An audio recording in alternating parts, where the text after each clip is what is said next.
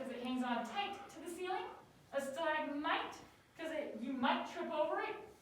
Now these are both calcite. A stalagmite uses gravity to grow. It drips off the ceiling and drips into a stalagmite.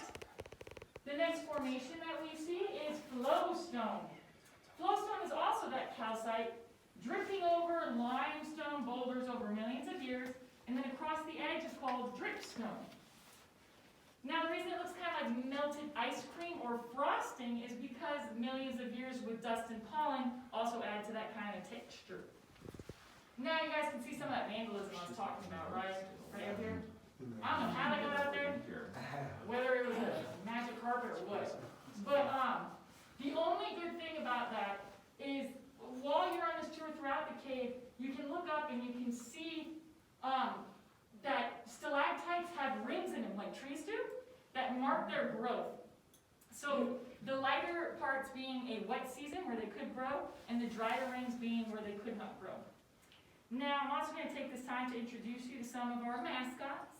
This is Old Baldy. Thank you, isn't cute? Now, I'm using a black light now, and we'll be able to see this in another room better, but this is exposed calcite, and it actually has a luminescence in it. Kind of like those bioluminescent, the fish all the way at the bottom of the ocean with the little lanterns. They do that for themselves, right? Now, Old Baldy, unfortunately, it was suggested to rub him for good luck, like, what's that, the Blarney Stone?